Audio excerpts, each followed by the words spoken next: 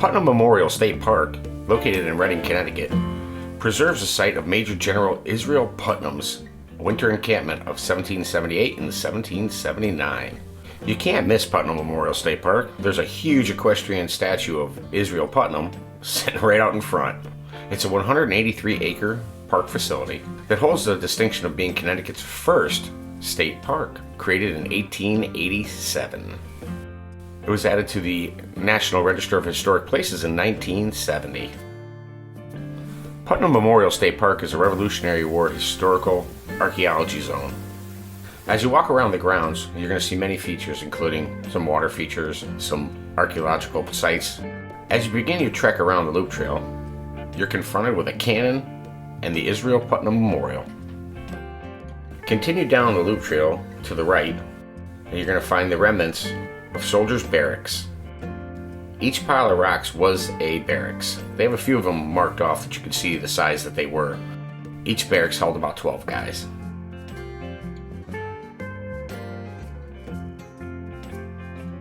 Keep on going down the road, and you're going to come to a museum on site. It wasn't open the day we were there, but I'm sure it'd be fun to check it out. Then to your left, you'll find the officers' quarters. There's a chimney still standing.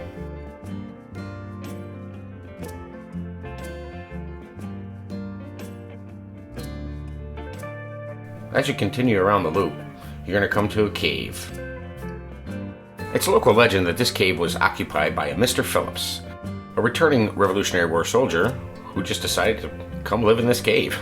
Apart from the occasional liberated chicken, he pretty much didn't give anybody any trouble. He basically lived his life as a hermit. That's what local lore says. It's a pretty cool walk up these rocks. You can see where there used to be railings.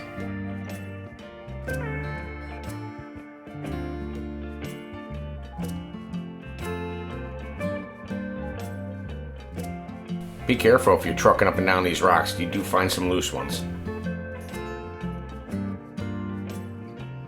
As you continue around the loop, you come to the officers' quarters and powder magazine area.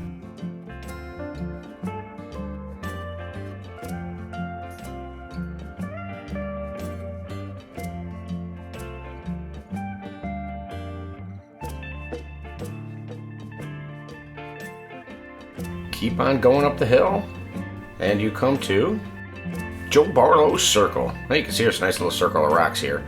Joe Barlow was a resident of Redding. He's got a long storied past. There'll be a link in the description below.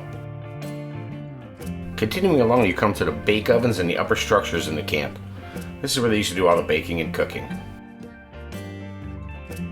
It's a really nice walk through the grounds. They're well kept, well maintained. The trails are nice. If you're just out for a hike, it's a really nice place.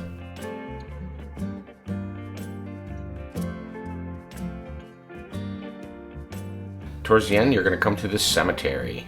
Though the likelihood of this being a cemetery site is dubious at best, more than likely it was an officer's quarters, a Lieutenant Colonel Henry Dearborn. But when they first found the site, there were piles of granite stones, and they assumed it was a cemetery, and they went with it.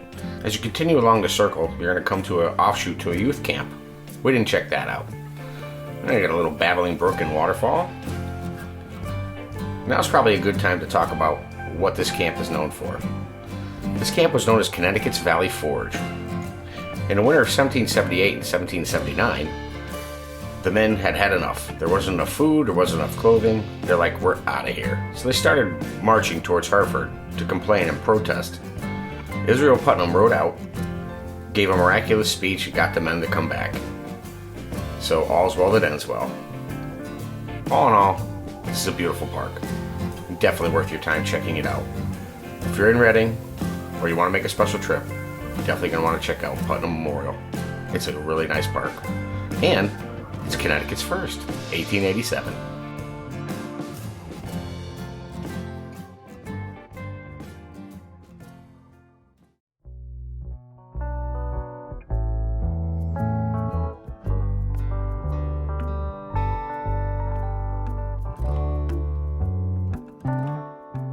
Lover's Leap State Park in New Milford, Connecticut is a Connecticut state park encompassing 127 acres on the Housatonic Gorge. It's actually 3 sites in one. It's broken up into 3 different places. You have a factory ruins, you have the Berlin Bridge, and you also have the Catherine Judson Hurd ruins.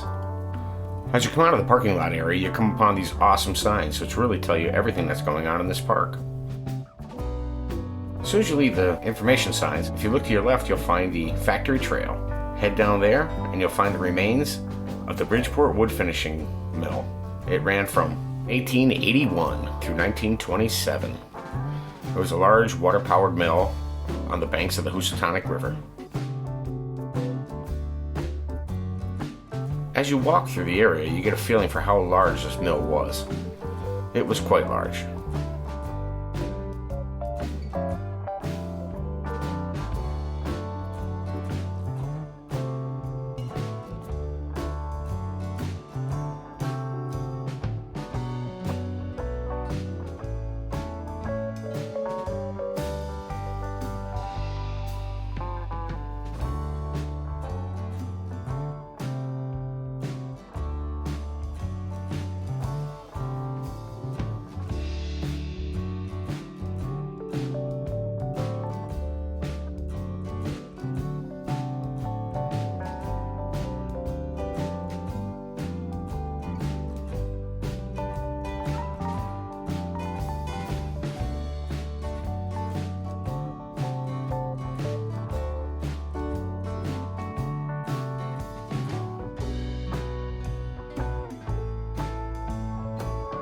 As you head back up the path, you'll head across a Berlin Iron Bridge Company bridge, built in 1895. It's one of the only last remaining bridges of the Berlin Iron Bridge Company, who went defunct in 1900. It's quite ornate and is on the National Register of Historic Places since 1976.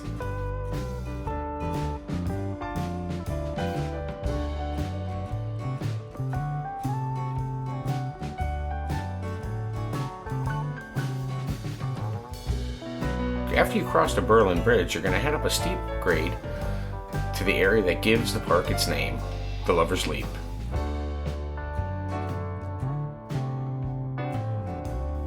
Local lore says that an Indian princess and her lover fell to their deaths from the leap.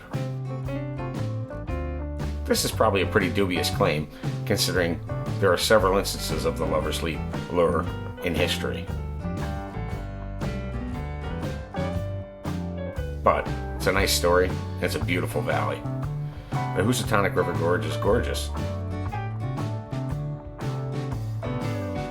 As you continue around, you'll head up the hill to what are known as the Catherine Judson Hurd ruins.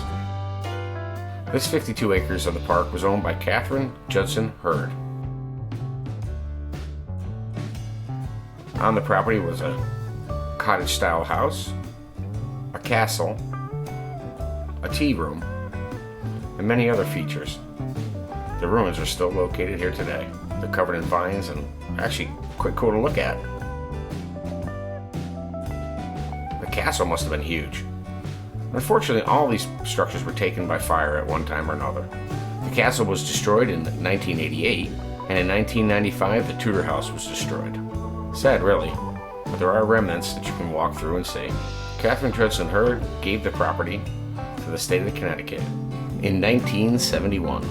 The property is quite beautiful, and the Housatonic Gorge area is a great way to spend your day. If you want to get immersed in different parts of history of Connecticut, Lover's Leap is a great way to do it.